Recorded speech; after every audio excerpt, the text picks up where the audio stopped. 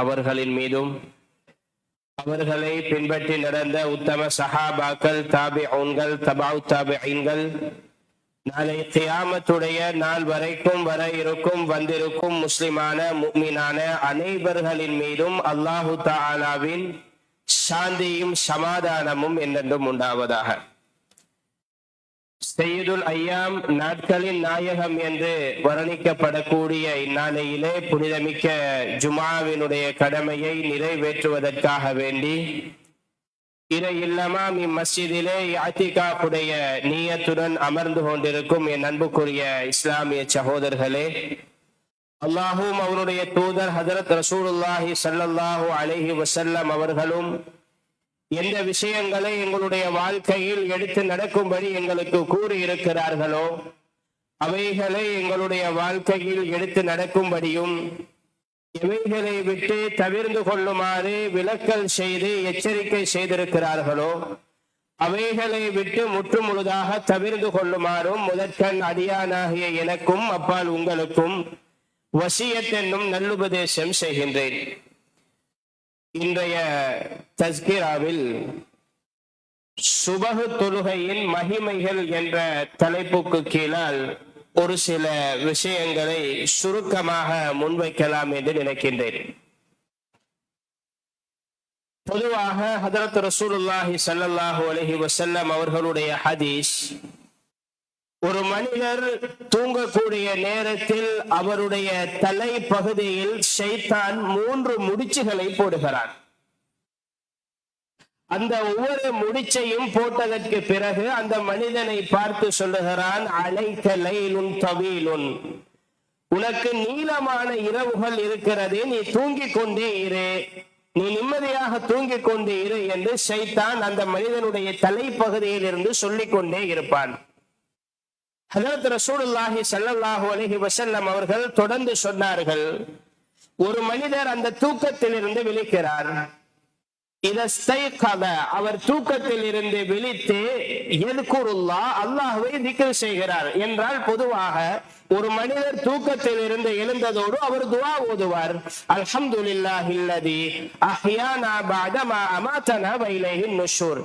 முதலாவதாக ஒரு மனிதர் எழுந்து இந்த துஆவை ஓதினால் முதலாவது முடிச்சு அவிழ்க்கப்படுகிறது. தொடர்ந்து அந்த மனிதர் இரண்டாவதாக வுது செய்கிறார். வுது செய்தால் அவருடைய இரண்டாவது முடிச்சும் அவிழ்க்கப்படுகிறது. அந்த மனிதர் மூன்றாவதாக 2 ரக்அத்துகள் அவர் தொழுகிறார். அந்த தொழுகை தஹஜ்ஜுடைய தொழுகையாகவும் இருக்கலாம், சுபஹுடைய முன் சுன்னத்தாகவும் இருக்கலாம், சுபஹுடைய ஃபர்து 2 ரக்அத்தாகவும் இருக்கலாம். ஏதாவது 2 ரக்அத்தை அவர் தொழுதால் அந்த மனிதரை பார்த்து நபி அவர்கள் சொன்னார்கள், ஃபஅஸ்பஹ நஷீதன், ஒரு உற்சாகமான ஒரு மனிதராக அவர் காலையை அடைந்து கொள்கிறார். தொடர்ந்து சொன்னார்கள், தீபன் நஃப்ஸ், நல்லுள்ளத்தோடு அவர் காலையை அடைந்து கொள்கிறார். இதற்கு மாற்றமாக ஒரு மனிதர் சுபஹோடு அவர் நேர காலத்தோடு எழும்பவும் இல்லை, அவர் வுது செய்யவும் இல்லை, சுபஹுடைய தொழுகையோ ஏதாவது 2 ரக்அத்துகளோ அவர் தொழவில்லை என்றால் நபி அவர்கள் தொடர்ந்து சொன்னார்கள், அஸ்பஹ கபீசன் நஃப்ஸ், அந்த மனிதர் கெட்ட உள்ளத்தோடு காலையை அடைந்து கொள்கிறார். தொடர்ந்து நபி அவர்கள் சொன்னார்கள், கஸ்லான், அவர் சோம்பேறியாக அன்றைய தினம் முழுக்க இருப்பார் என்று சொன்னார்கள். எனவே ஒரு மனிதர் காலையில் நேரத்தோடு எழும்பி இந்த அஸ்பஹ என்ற வார்த்தையை வைத்துதான் இமாம்கள் சொல்லுகிறார்கள், அந்த 2 ரக்அத் அது சுபஹுடைய ரக்அத் என்பதாக சொல்லுகிறார்கள். எனவே பொதுவாக 2 ரக்அத்தை தொழுதால் அன்றைய நாள் அவருக்கு உற்சாகமாக இருக்கும், அன்றைய தினத்தில் அவருடைய உள்ளம் நல்லுள்ளமாக இருக்கும் என்று நபி அவர்கள் கூறியிருக்கிறார்கள். எனவே இந்த சுபஹுடைய தொழுகையை பற்றி அதிகமான சிறப்புகள் வந்திருக்கிறது. ஹஜ்ரத் ஆயிஷா ரலியல்லாஹு அன்ஹா அவர்கள் சொல்லுகிறார்கள், ஹஜ்ரத் ரசூலுல்லாஹி ஸல்லல்லாஹு அலைஹி வஸல்லம் அவர்கள் இந்த சுபஹுடைய முன் சுன்னத் இந்த 2 ரக்அத்துக்கு முக்கியத்துவம் கொடுப்பதை போன்று வேற எந்த நஃபில் தொழுகைகளுக்கும் நபி அவர்கள் முக்கியத்துவம் கொடுத்ததை நான் பார்த்ததில்லை என்று சொன்னார்கள். அவ்வளவு ஆர்வமாக ஹஜ்ரத் ரசூலுல்லாஹி ஸல்லல்லாஹு அலைஹி வஸல்லம் அவர்கள் அந்த சுபஹுடைய முன் சுன்னத்தை நபி அவர்கள் தொழுதிருக்கிறார்கள். ஹதீஸில் வருகிறது, ஒரு மனிதருக்கு கிடைக்கக்கூடிய பொருட்களில் அது வியாபாரமாக இருக்கலாம், ஏனைய அன்பளிப்புகளாக இருக்கலாம். இது எல்லாத்திலையும் ஆக சிறந்தது, ஒரு மனிதர் பெற்றுக் கொள்ளுவதில் ஆக சிறந்தது கனிமத்துடைய பொருட்களாக இருக்கிறது. யுத்தத்திற்கு பிறகு காபிர்கள் விட்டு செல்லக்கூடிய அந்த பொருட்களை முஸ்லிம்கள் எடுப்பார்கள். அந்த பொருட்களுக்கு கனிமத் என்று சொல்லப்படும். ஒவ்வொரு மனிதர்களும் யுத்தம் முடிந்ததற்கு பின்னால் வேகமாக ஓடி செல்லுவார்கள். அந்த கனிமத்துடைய பொருளை எடுப்பதற்கு ஆசையோடும் ஆர்வத்தோடும் செல்லுவார்கள்.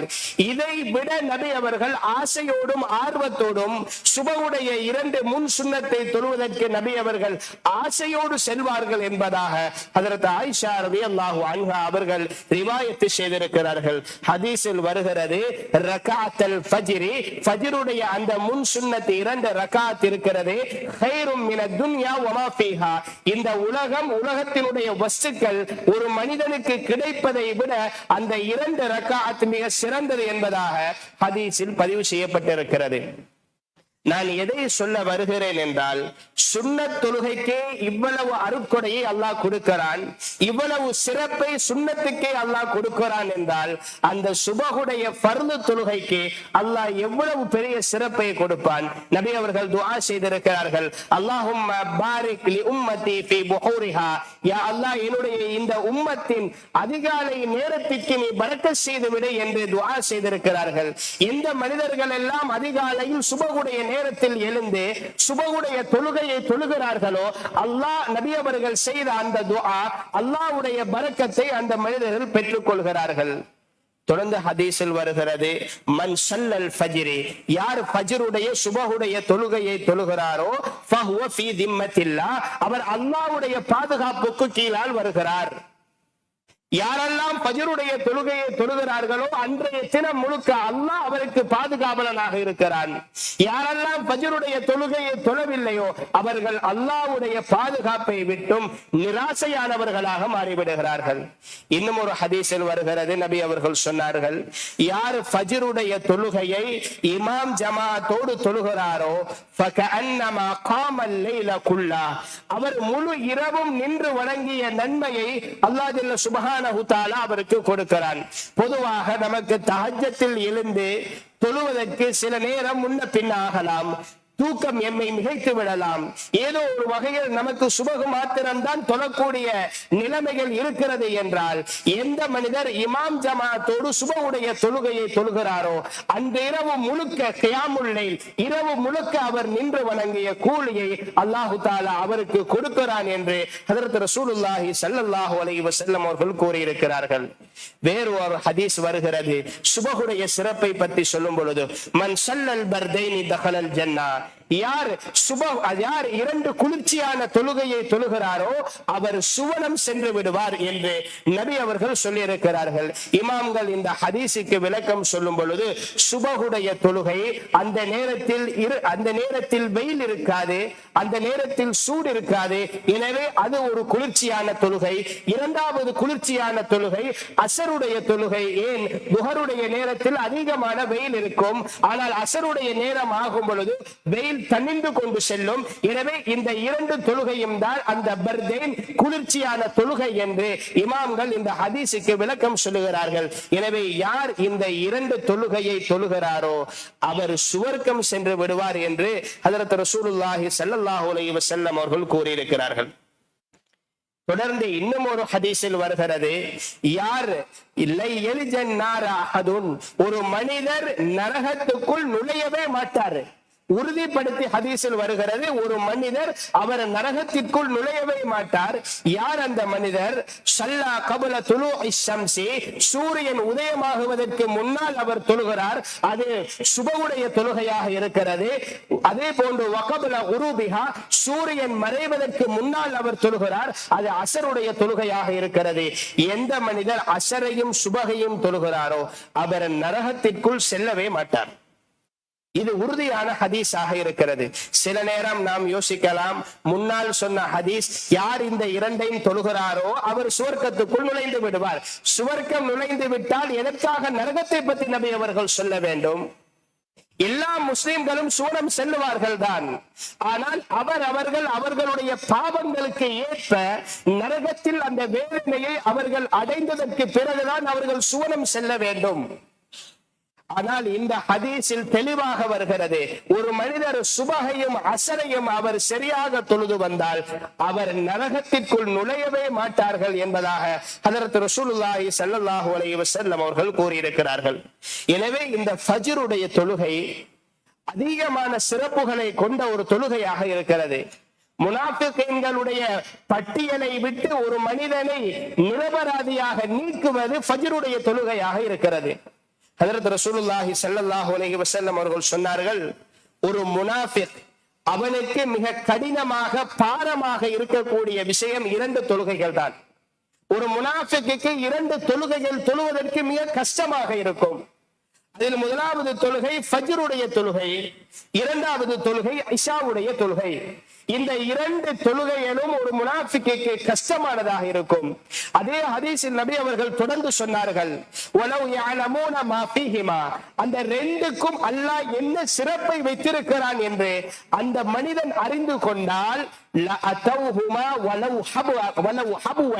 அவன் தவன்று சரி மஸ்ஜிதிற்கு வந்து ஃபஜ்ருடைய தொழுகையையும் இஷாவுடைய தொழுகையையும் அவன் தொழுது கொள்ளுவான். அதனுடைய சிறப்பை அவன் சரியாக அறிந்து கொண்டால் என்று ஹதீஸில் தெளிவாக புகாரியில் பதிவு செய்யப்பட்டிருக்கிறது.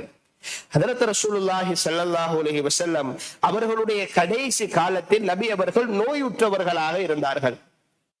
அப்பொழுது ஒரு நாள் ஃபஜ்ருடைய தொழுகையுடைய நேரம் வந்தது. நபி அவர்களால் நடந்து செல்லுவதற்கு நபியுடைய காலில் சக்தி போதாது. 2 சஹாபாக்கள் அவர்களுடைய 2 தோள்களில் நபி அவர்களை சுமந்து கொள்ளுகிறார்கள். நபி அவர்கள் 2 சஹாபியுடைய உதவியோடு ஃபஜ்ருடைய தொழுகைக்காக வேண்டி நபி அவர்கள் மஸ்ஜிதுக்கு செல்லுகிறார்கள். அந்த நேரத்தில் ரிவாயத்தில் வருகிறது, நபியுடைய 2 கால்களும் இழுபட்டவாறு செல்லுகிறது. நபி அவர்களால் நடந்து செல்லுவதற்கு கூட நபி அவர்களுடைய காலில் சக்தி போதாது. எனவே நபியுடைய கால் இழுபட்ட நிலைமையில் ஃபஜ்ருடைய தொழுகைக்காக வேண்டி ஹஜ்ரத் ரசூலுல்லாஹி ஸல்லல்லாஹு அலைஹி வஸல்லம் அவர்கள் சென்றிருக்கிறார்கள் என்பதாக நபியுடைய கடைசி அந்த வரலாறில் பதிவு செய்யப்பட்டிருக்கிறது. ஹஜ்ரத் அப்துல்லாஹ் இப்னு உம்மி மக்தூம் ரலியல்லாஹு அன்ஹு அவர்கள் 2 கண்களும் தெரியாத ஒரு சஹாபி, ஒரு குருட்டு சஹாபி. ஹஜ்ரத் ரசூலுல்லாஹி ஸல்லல்லாஹு அலைஹி வஸல்லம் அவர்களிடத்தில் வந்து கேட்டார்கள், யா ரசூலல்லாஹ், எனக்கு 2 கண்களும் தெரியாது, மஸ்ஜிதுக்கு வந்து தொழுது கொள்வதற்கு எனக்கு சிரமமாக இருக்கிறது. சுபகுடைய நேரம் அது இருளாக இருக்கும், இஷாவுடைய நேரம் அதுவும் இருளாக இருக்கும். பொதுவாகவே குருடர்களுக்கு எல்லா நேரமும் இருட்டாகத்தான் இருக்கும். என்னால் வந்து தொழுகைக்கு மஸ்ஜிதுக்கு வர முடியவில்லை. இதற்கு ஏதாவது ஒரு சாதகமான ஒரு விஷயம் உண்டா என்றால் அவர் நாடுகிறார், நான் வீட்டிலே தொழ முடியுமா என்று கேட்கிறார். ஹஜ்ரத் ரசூலுல்லாஹி ஸல்லல்லாஹு அலைஹி வஸல்லம் அவர்கள் அந்த சஹாபியை பார்த்து கேட்டார்கள், அதானுடைய சத்தம் உங்களுடைய காதில் கேட்கிறதா என்று கேட்டார்கள். அதற்கு அந்த சஹாபி, ஆம் யா ரசூலல்லாஹ், அதானுடைய சத்தத்தை நான் என்னுடைய காதால் செவிமடுக்கிறேன் என்று சொன்னார். ஹஜ்ரத் ரசூலுல்லாஹி ஸல்லல்லாஹு அலைஹி வஸல்லம் அவர்கள் அந்த கண் தெரியாத அந்த சஹாபிக்கு சொன்னார்கள், உம்முடைய வீட்டில் இருந்து மஸ்ஜிதுக்கு ஒரு கயிற்றை கட்டுங்கள், அந்த கயிற்றை பிடித்து நீங்கள் வந்து அந்த தொழுகையை மஸ்ஜிதில் தொழ வேண்டும் என்று ஹஜ்ரத் ரசூலுல்லாஹி ஸல்லல்லாஹு அலைஹி வஸல்லம் அவர்கள் அப்துல்லாஹ் இப்னு உம்மி மக்தூம் ரலியல்லாஹு அன்ஹு அவர்களுக்கு கட்டளையிட்டார்கள். பொதுவாகவே நபி ஸல்லல்லாஹு அலைஹி வஸல்லம் அவர்கள் உம்மத்தினர் கஷ்டப்படுவதை நபி அவர்கள் விரும்ப மாட்டார்கள். எத்தனையோ விஷயத்தை நபி அவர்களே தவிர்த்து கொண்டார்கள். காரணம் என்ன? எனது உம்மத்திற்கு அது பாரமாக மாறிவிடும், எனது உம்மத்துக்கு அது கஷ்டமாக மாறிவிடும் என்று எத்தனையோ விஷயங்களை நபி அவர்கள் குறைத்துக் கொண்டார்கள். ஏன், உதாரணமாக நாம் பார்க்கலாம், மிஸ்வாக் லௌலா அன் அஷுக்க அலா உம்மத்தி என்பதாக வருகிறது. இது என்னது உம்மத்தின் மீது கஷ்டம் இல்லை என்றால் நான் மிஸ்வாக்கை கடமையாக்கி இருப்பேன் என்பதாக ஹதீஸில் வருகிறது. நாம் தராவிகை பார்க்கலாம். நபி அவர்கள் முதலாவது தினத்தில் தராவிகுடைய தொழுகையை தொலைவித்தார்கள். இரண்டாவது தினத்தில் நபி அவர்கள் தராவிகுடைய தொழுகையை தொலைவித்தார்கள். மூன்றாவது தினத்தில் நபி அவர்கள் தராவிகுடைய தொழுகையை தொலைவித்தார்கள். ஆனால் சஹாபாக்களுடைய கூட்டம் நாளுக்கு நாள் அதிகமாகிக் கொண்டே இருந்தது. இதை பார்த்த ரசூலுல்லாஹ் 4வது நாள் தராவிகுடைய தொழுகைக்கு சமூகம் அளிக்கவில்லை. சஹாபாக்கள் கேட்டார்கள், ஏன் யா ரசூலல்லாஹ் நீங்கள் தராவிஹுடைய தொழுகைக்கு வரவில்லை என்று கேட்டதற்கு நபி அவர்களுடைய பதில், அல்லாஹ் இந்த தொழுகையை கடமையாக்கி விடுவானோ என்று நான் பயப்படுகிறேன், எனது உம்மத்திற்கு அது சிரமமாகி விடுமோ என்று நான் பயப்படுகிறேன், அதனால் தான் நான் தொழுகைக்கு வரவில்லை என்று ஹஜ்ரத் ரசூலுல்லாஹி ஸல்லல்லாஹு அலைஹி வஸல்லம் அவர்கள் சொன்னார்கள். இப்படிப்பட்ட நபி அவர்களே சொல்லுகிறார்கள், யாராவது ஒரு மனிதர் இமாம் ஜமாஅத்தோடு ஃபஜ்ருடைய தொழுகையை தொழுவதற்கு அவர் வராமல் வீட்டிலே அவர் தொழுகிறார், சுபஹுடைய தொழுகையை வீட்டில் தொழுகிறார் என்றால், யார் வீட்டில் தொழுகிறார்களோ சில வாலிபர்களை நான் அழைத்து அவர்களிடம் விறகுகளை ஒன்று சேர்த்து யாரெல்லாம் வீட்டில் தொழுகிறார்களோ அவர்களுடைய வீட்டை எரிப்பதற்கு என்னுடைய உள்ளம் நாடுகிறது என்பதாக ஹஜ்ரத் ரசூலுல்லாஹி ஸல்லல்லாஹு அலைஹி வஸல்லம் அவர்கள் கூறியிருக்கிறார்கள். எனவே நான் எதை சொல்ல வருகிறேன் என்றால், இஷாவுடைய தொழுகையும் ஃபஜ்ருடைய தொழுகையும் முனாஃபிகீன்களுக்கு அது கஷ்டமானதாக இருக்கும். யார் அந்த இரண்டையும் பேணுதலாக தொழுகிறாரோ அவர் முனாஃபிக்குடைய பட்டியலில் இருந்து அவர் நீங்கியவராக மாறிவிடுவார். யார் அதில் பொதுபோக்காக இருக்கிறாரோ அல்லாஹ் பாதுகாக்க வேண்டும், சில நேரம் அந்த பட்டியலில் ஆகிவிடுவார். ஹஜ்ரத் உமர் ரலியல்லாஹு அன்ஹு அவர்கள் சொல்லுவார்கள், யாரெல்லாம் சுபஹுடைய தொழுகைக்கும் இஷாவுடைய தொழுகைக்கும் வராமல் இருக்கிறார்களோ இது எங்களுக்கு பொருத்தமானதல்ல, நாங்கள் முடிவு செய்ய முடியாது. ஹஜ்ரத் உமர் ரலியல்லாஹு அன்ஹு அவர்கள் அந்த காலத்தில் சொன்னார்கள், யாரெல்லாம் இந்த இரண்டு தொழுகைக்கு சமூகம் அளிக்கவில்லையோ இவர்களை எல்லாம் பார்க்கும் பொழுதோ இவர் ஒரு முனாஃபிக்காக இருப்பாரோ என்ற அந்த எண்ணம் என்னுடைய உள்ளத்தில் தோன்றுகிறது என்பதாக ஹஜ்ரத் உமர் ரலியல்லாஹு அன்ஹு அவர்கள் கூறுகிறார்கள். எனவே அவ்வளவு முக்கியமான ஒரு தொழுகையாகத்தான் ஃபஜ்ருடைய தொழுகை இருக்கிறது. மேலும் ஃபஜ்ருடைய மகிமைகளில் இமாம்கள் எழுதுகிறார்கள், ஹஜ்ரத் ரசூலுல்லாஹி ஸல்லல்லாஹு அலைஹி வஸல்லம் அவர்கள் சொன்னார்கள், எந்த ஒரு மனிதர் எப்படி ஃபஜ்ருடைய பேக்கேஜில் அதற்கு முன் சுன்னத்தும் அவ்வளவு சிறந்ததோ அதற்கு பின்னால் உள்ள நேரங்களும் சிறந்ததாகத்தான் இருக்கிறது. ஹஜ்ரத் ரசூலுல்லாஹி ஸல்லல்லாஹு அலைஹி வஸல்லம் அவர்கள் சொன்னார்கள், எந்த ஒரு மனிதர் சுபஹுடைய தொழுகையை இமாம் ஜமாஅத்தோடு மஸ்ஜிதில் தொழுகிறார், தொழுதற்கு பிறகு சூரியன் உதயமாகும் வரைக்கும் அந்த மஸ்ஜிதிலேயே அவர் இருக்கிறார், இருந்து அல்லாஹ்வை திக்ர் செய்து கொண்டு இருக்கிறார். எது வரைக்கும் என்றால் சூரியன் உதயமாகும் வரைக்கும் அவர் மஸ்ஜிதில் இருக்கிறார். அதற்கு பிறகு அவர் 2 ரக்அத் தொழுகிறார். அது இஸ்ராக்குடைய தொழுகையாக இருக்கலாம், அல்லது சூரியன் உதயமாகி 20 நிமிடத்துக்கு பிறகு அவர் துஹாவுடைய தொழுகையாக அவர் தொழலாம். அந்த 2 ரக்அத்தை யார் தொழுகிறாரோ, இவ்வளவு நேரம் மஸ்ஜிதில் இருந்து திக்ர் செய்துவிட்டு திலாவத் செய்துவிட்டு யார் 2 ரக்அத்தை தொழுகிறாரோ நபி அவர்கள் சொன்னார்கள், கான லஹு மிஸ்லு அஜ்ரி ஹஜ்ஜத்தின் அவ் உம்ரத்தின், யார் இப்படி தொழுகிறாரோ அவருக்கு பரிபூரணமான ஹஜ் உம்ரா செய்த நன்மை அவருக்கு கிடைத்துவிடும். நபி அவங்க இந்த தாம்மா பரிபூரணமான நன்மை என்பதை 3 விடுத்தம் சொன்னார்கள். ஏன் கேட்கக்கூடியவர்களுடைய உள்ளத்தில் சந்தேகம் வந்து விடக்கூடாது. ஏன் என்று நாம் பார்க்கலாம், உம்ராவுக்கு செல்வதாக இருந்தால் சாதாரணமாக 10,000 ரிங்கிட் இருந்தால் தான் உம்ராவுக்கு செல்ல முடியுமான நிலைமையாக இருக்கிறது. ஹஜ்ஜுக்கு செல்வதாக இருந்தால் அது அரசாங்கம் மூலமாக போவது அது ஒரு பகுதி, நாம் சொந்தமாக போவதாக இருந்தால் 1 லட்சம் வெள்ளிக்கு மேல் செலவழிக்க வேண்டிய தருணம் ஏற்படுகிறது. ஆனால் எல்லாருக்கும் ஹஜ் உம்ராவுடைய நன்மை கிடைக்க வேண்டும் என்ற ஆசை இருக்கிறது. அதற்கு ஒரு வழியைத்தான் நபி அவர்கள் சொல்லிக் கொடுத்தார்கள். யார் சுபஹ் தொழுதலில் இருந்து சூரியன் உதயமாகும் வரைக்கும் மஸ்ஜிதில் தரித்திருக்கிறாரோ அவருக்கு பரிபூரணமான ஹஜ்ஜும் பரிபூரணமான உம்ராவும் செய்த நன்மை அவருக்கு கிடைத்துவிடும் என்பதாக ஹதீஸில் கூறியிருக்கிறார்கள். எனவே அவ்வளவு சிறந்த ஒரு நன்மைதான் இந்த சுபஹுடைய தொழுகையில். அதற்கு முந்திய நேரத்தில் அதற்கு பிந்திய நேரமும் அவ்வளவு சிறப்புக்குரியதாக இருக்கிறது. மேலும் ரசூலுல்லாஹி ஸல்லல்லாஹு அலைஹி வஸல்லம் அவர்கள் சொன்னார்கள், யார் சுபஹுடைய தொழுகையை தொழுதுவிட்டு அல்லாஹும்ம அஜிர்னா மினன்னார் என்று 7 தடவை யார் கூறுகிறாரோ நரகம் அல்லாஹ்விடத்தில் கேட்குமாம், யா அல்லாஹ் இந்த மனிதரை என்னை விட்டு நீ பாதுகாத்து விடு என்பதாக நரகம் அல்லாஹ்விடத்தில் மன்றாடும் என்பதாக ஹதீஸில் தெளிவாக வந்திருக்கிறது. மேலும் வந்திருக்கிறது, லா இலாஹ இல்லல்லாஹு வஹ்தஹு லா ஷரீக லஹு லஹுல் முல்கு வ லஹுல் ஹம்து வஹுவ அலா குல்லி ஷைஇன் கதீர்.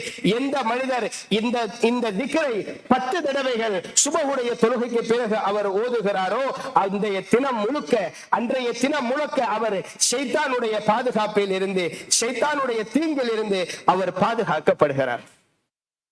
மேலும் ஒரு சிறப்பு தான் சுபஹுடைய சிறப்பில் இன்னும் ஒரு சிறப்பு இருக்கிறது.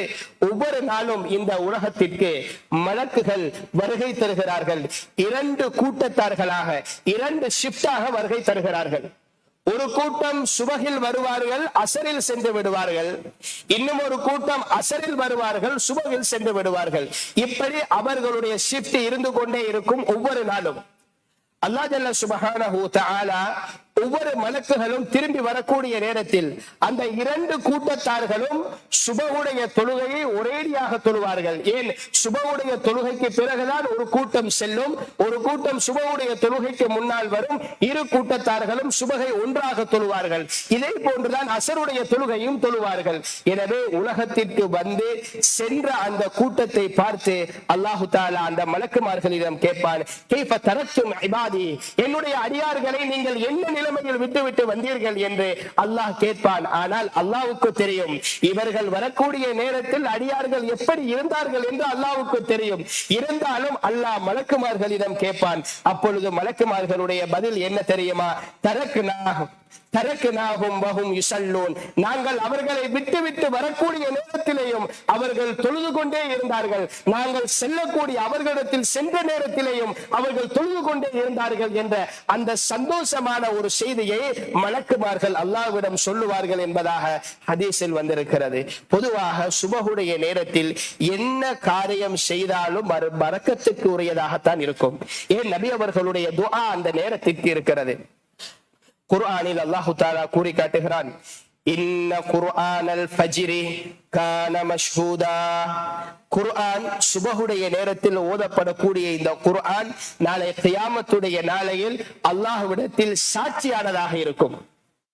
பொதுவாக தஹஜ்ஜத்தில் ஒரு மனிதர் குர்ஆன் ஓதுகிறார், சுபஹுடைய நேரத்தில் சுபஹுடைய தொழுகையில் ஓதுகிறார், சுபஹுடைய சுன்னத்தில் அவர் ஓதுகிறார். இது அனைத்துமே நாளை கியாமத்துடைய நாளையில் அல்லாஹ்விடத்தில் சாட்சிக்குரியதாக இருக்கும். ஹஜரத் உஸைத் இப்னு ஹுதைர் ரலியல்லாஹு அன்ஹு அவர்கள் ஒரு நாள் தன்னுடைய இல்லத்தில் இருந்து சுபஹுடைய நேரத்தில் குர்ஆனை ஓதிக்கொண்டிருக்கிறார்கள்.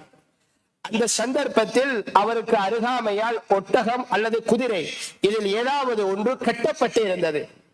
இவர்கள் குர்ஆன் ஓதிக்கொண்டு இருக்கக்கூடிய நேரத்தில் திடீரென்று குதிரை மிளற ஆரம்பித்தது. இதை அவர்கள் பார்த்ததும் ஆச்சரியம் அடைந்தார்கள். இந்த குதிரை ஏன் இப்படி மிளறுகிறது என்று மீண்டும் ஓதுவதை நிறுத்துகிறார்கள். அந்த குதிரையினுடைய திமிரல் அப்படியே நிற்கிறது. மீண்டும் ஓதுகிறார்கள், மீண்டும் ஆரம்பிக்கிறது.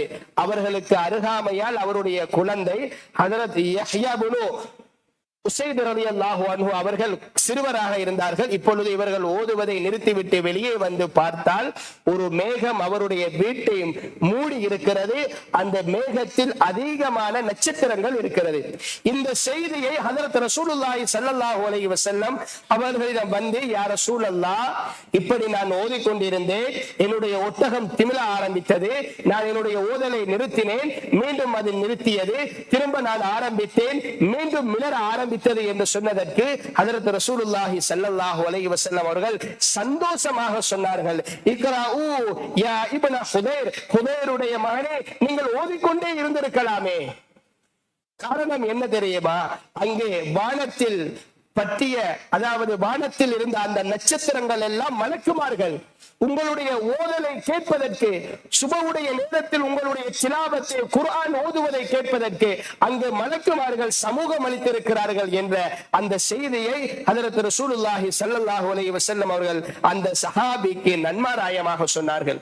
எனவே சுபஹுடைய நேரத்தில் செய்யக்கூடிய எல்லா அமல்களுமே அது பரக்கத்து நிறைந்ததாகத்தான் இருக்கும். மேலும் ஹஜரத் ரசூலுல்லாஹி ஸல்லல்லாஹு அலைஹி வஸல்லம் அவர்கள் சொன்னார்கள், பஷ்ஷிரில் மஷ்ஷாஈன, யார் ஃபிதுலம், இருளுடைய நேரத்தில் யார் மஸ்ஜிதுக்கு நடந்து வருகிறார்களோ அவர்களுக்கு பின்னூரி தாம்மா, பரிபூரணமான ஒரு வெளிச்சத்தை கொண்டு அவர்களுக்கு நன்மாராயம் சொல்லுங்கள் என்பதாக ஹஜரத் ரசூலுல்லாஹி ஸல்லல்லாஹு அலைஹி வஸல்லம் அவர்கள் சொன்னார்கள். நாளை கியாமத்துடைய நாளையில் இந்த உலகத்தை அல்லாஹ் அழிக்கும் பொழுது எல்லாத்தையுமே அழித்து விடுவான். சூரியனும் சரி, சந்திரனும் சரி, நட்சத்திரமும் சரி, எல்லாமே அழிந்து விடும். அப்பொழுது எங்கிருந்து வெளிச்சம் வரும் என்ற கேள்வி எல்லாருக்கும் வரலாம். நாளை கியாமத்துடைய நாளையில் அல்லாஹ் வெளிச்சத்தை எங்கிருந்து கொண்டு வருவான் என்றால் மனிதர்களிடம் இருந்துதான் வெளிச்சம் வரும். மனிதர்களிடம் இருந்துதான் அல்லாஹ் வெளிச்சத்தை வெளியாக்குவான். ஹஜ்ரத் ரசூலுல்லாஹி ஸல்லல்லாஹு அலைஹி வஸல்லம் அவர்கள் சொன்ன அந்த ஹதீஸ், யார் இருளுடைய நேரத்தில் மஸ்ஜிதுக்கு தொழுக செல்லுகிறார்களோ அவர்களுக்கு பரிபூர்ணமான வெளிச்சத்தை கொண்டு நன்மாராயம் சொல்லுங்கள் என்று சொல்லி இருக்கிறார்கள். குர்ஆனுடைய ஆயத்தை கூறுகிறது, யௌம தரல் முஃமினீன வல் முஃமினாத், நாளை கியாமத்துடைய நாளையில முஃமினான ஆண்களையும் முஃமினான பெண்களையும் நீங்க பாப்பீங்க. யஸ்ஆ நூருஹும் பைன ஐதீஹிம் வ பிஐமானிஹிம், அவர்களுக்கு முன்னால் வெளிச்சம் சென்று கொண்டிருக்கும். அவர்கள்தான் அங்கு வெளிச்சமாக இருப்பார்கள். அவர்களுக்கு முன்னாலும் வெளிச்சம் இருக்கும், அவர்களுக்கும் பலனாலும் வெளிச்சம் இருக்கும் என்பதாக அல்லாஹு தஆலா குர்ஆனில் கூறி காட்டுகிறான். தொடர்ந்து அடுத்த ஆயத்திலே அல்லாஹ் கூறுகிறான், யௌம யகூலுல் முனாஃபிகூன வல் முனாஃபிகாத், யாரெல்லாம் இந்த தொழுகையை அழிச்சாட்டியம் செய்தார்களோ, சுபவுடைய தொழுகையை தொழாமல், இஷாவுடைய தொழுகையை தொழாமல், ஏனைய தொழுகைகளை தொழாமல் அழிச்சாட்டியம் செய்தார்களோ அந்த மனிதர்கள் சொல்லுவார்கள், லில்லதீன ஆமனுந்துருனா, யாரெல்லாம் முஃமின்களாக வெளிச்சத்தில் செல்கிறார்களோ இவர்களை பார்த்து சொல்லுவார்கள், எங்களையும் கொஞ்சம் திரும்பி பாருங்க, உங்களுடைய வெளிச்சத்தில் எங்களுக்கும் கொஞ்சம் கொடுங்கள், நாங்கள் உங்களுடைய வெளிச்சத்தை கொண்டு நாங்களும் வருகிறோம் என்று சொல்லுவார்கள். அந்த நேரத்தில் முஃமின்களான மனிதர்கள் சொல்லுவார்கள், கீல ருஜூ வராஅக்கும் ஃபல்தமிசு நூரா, நீங்க அப்படியே உலகத்துக்கு போய் தான் திரும்ப நீங்க வெளிச்சம் எடுத்துட்டு இங்க வரணும். எனவே வெளிச்சம் எடுக்கக்கூடிய இடம்தான் இந்த உலக வாழ்க்கை. இங்கு நாம் வெளிச்சம் இருந்தால் தான் நாளை கியாமத்துடைய நாளையில் அந்த இருளில் நாம் ஒரு வெளிச்சமாக செல்ல முடியும். இல்லை என்றால் மற்றவர்களிடம் நாம் வெளிச்சம் கேட்க வேண்டும், ஆனால் நிச்சயமாக அவர்கள் கொடுக்க மாட்டார்கள் என்று குர்ஆன் பேசிக் கொண்டிருக்கிறது. எனவே இறுதியாக நான் ஒரு சிறப்பை சொல்லுகிறேன். யார் சுபஹுடைய தொழுகையை பேணுதலாக இமாம் ஜமாத்தோடு தொழுது வருகிறாரோ அல்லாஹு தஆலா இவ்வளவு வெகுமதிகள், இவ்வளவு நேரம் நாங்கள் சொன்ன இவ்வளவு வெகுமதிகளை கொடுத்தாலும் இன்னும் ஒன்று, இதுதான் ஆக மிதமிஞ்சிய ஒரு வெகுமதியை அல்லாஹு தஆலா கொடுக்கிறான். அது என்ன தெரியுமா? நாளை கியாமத்துடைய நாளையில் அல்லாஹு தஆலாவை பார்க்கக்கூடிய சந்தர்ப்பத்தை அல்லாஹ் கொடுப்பான். இன்று நாம் அல்லாஹ்வை பார்த்தது கிடையாது, அவனை நாங்கள் சுஜூது செய்கிறோம். அல்லாஹ்வை பார்த்தது கிடையாது, நாங்கள் ருக்கு செய்கிறோம். அல்லாஹ்வை நாம் பார்த்தது கிடையாது, அவனுக்கு ஹஜ் உம்ரா செய்கிறோம். அந்த அல்லாஹ்வை நாளை கியாமத்துடைய நாளையில் அல்லாஹ் நமக்கு பார்க்கக்கூடிய வாய்ப்பை கொடுப்பான் என்றால் ஃபஜ்ருடைய தொழுகையையும் அஸருடைய தொழுகையையும் பேணுதலாக தொழக்கூடிய மனிதர்களுக்கு அல்லாஹ் கொடுக்கிறார். ஒரு நாள் ஹஜ்ரத் ரசூலுல்லாஹி ஸல்லல்லாஹு அலைஹி வஸல்லம் அவர்கள் முழு பௌர்ணமி இரவில் வெளியே வந்து சொன்னார்கள், இன்னக்கும் சதரவுன ரப்பக்கும் கமா தரவுன ஹாதா, இன்று நீங்கள் இந்த பூர்த்தியான இந்த சந்திரனை பார்ப்பதை போன்று உங்களுடைய ரப்பை நீங்கள் பார்ப்பீர்கள் என்று சொன்னார்கள். பொதுவாகவே சந்திரன் இருக்கிறது, உலகத்தில் உள்ள எல்லா மனிதர்களும் எங்கிருந்தும் பார்க்கலாம். அவர்கள் இடம் கிடைக்கவில்லை, எனக்கு விளங்கவில்லை என்று யாராலும் சொல்ல முடியாது. ஏன்? அவ்வளவு தெளிவாக எல்லா மக்களுக்கும் பார்க்க முடியும். இதே போன்றுதான் நீங்கள் அல்லாஹ்வை பார்ப்பீர்கள். சொல்லிவிட்டு ஹஜ்ரத் ரசூலுல்லாஹி ஸல்லல்லாஹு அலைஹி வஸல்லம் அவர்கள் சொன்னார்கள், அல்லாஹு தஆலா இன்னும் ஒரு ஆயத்தில் சொல்கிறான், லில்லதீன அஹ்ஸனுல் ஹுஸ்னா, அந்த நல்ல மனிதர்களுக்கு நாங்கள் சுவர்க்கத்தை கொடுப்போம். தொடர்ந்து அல்லாஹ் சொல்லுகிறான், சுவர்க்கத்தை விட மேலான ஒன்றை கொடுப்போம், வஸியாதா, அதற்கு மேலே இன்னொரு விஷயத்தை கொடுப்போம் என்பதற்கு தஃசீருடைய உலமாக்கள் எழுதுறாங்க, நாளை கியாமத்துடைய நாளையில அல்லாஹ்வை பார்ப்பது என்பது, அல்லாஹ்வை எங்களுடைய கண்களால் பார்ப்பது என்பது அது சுவர்க்கத்தை விட மேலானது என்று எழுதுகிறார்கள். இன்னும் ஒரு இடத்தில் அல்லாஹ் சொல்கிறான், லஹும் மா யஷாஊன ஃபீஹா, சுவர்க்கத்துல நீங்க என்னென்னலாம் நினைக்கிறீங்களோ அதெல்லாம் உங்களுக்கு கிடைக்கும். இருந்தாலும் வலதைனா மஸீத், அதற்கு மேலேயே இன்னொன்னு கிடைக்கும் என்றால் அது அல்லாஹ்வை பார்ப்பது என்று குர்ஆனுடைய தஃசீருடைய உலமாக்கள் விளக்கம் சொல்லுகிறார்கள். எனவே இந்த ஹதீஸின் தொடரில் நபி அவர்கள் சொன்னார்கள், அல்லாஹ்வை நீங்கள் பார்க்க வேண்டும் என்றால் இதஸ்ததஅதும், உங்களால் முடிந்தால் நீங்கள் மிஸ் பண்ணாம தவற விடாமல் சுபவுடைய தொழுகையையும், சூரியன் உதிப்பதற்கு முன்னால் உள்ள தொழுகையும், சூரியன் மறைவதற்கு முன்னால் உள்ள இந்த 2 தொழுகைகளையும் பேணுதலாக தொழுது வாருங்கள் என்பதாக ஹஜ்ரத் ரசூலுல்லாஹி ஸல்லல்லாஹு அலைஹி வஸல்லம் அவர்கள் கூறியிருக்கிறார்கள். எனவே தொழுகை ஒரு ஆக முக்கியமான ஒரு அமலாக இருக்கிறது. அதிலும் சுபஹுடைய தொழுகை அது மிகவும் முக்கியமான ஒரு தொழுகை. இதற்கு ஏராளமான சிறப்புகள் இருக்கிறது. நாம் தொழுகைக்காக எழும்புவதற்கு முயற்சி செய்ய வேண்டும். அதற்குரிய ஏற்பாடுகளை நாம் செய்ய வேண்டும். முடிந்த அளவு நாங்கள் மஸ்ஜிதுக்கு சென்று இமாம் ஜமாத்தோடு தொழ வேண்டும். அது ஆக சிறந்ததாக இருக்கிறது. எனவே சரியான முறையில் அல்லாஹு தஆலா எமக்கு கொடுத்திருக்கக்கூடிய இந்த கடமைகளை சரியான முறையில் நிறைவேற்றி முழுமையான கூலியை அடைந்து கொள்வதற்கு எல்லாம் வல்ல அல்லாஹ் நம் அனைவருக்கும் தௌஃபீக் செய்வானாக. وآخر دعوانا أن الحمد لله رب العالمين. السلام عليكم ورحمة الله تعالى وبركاته.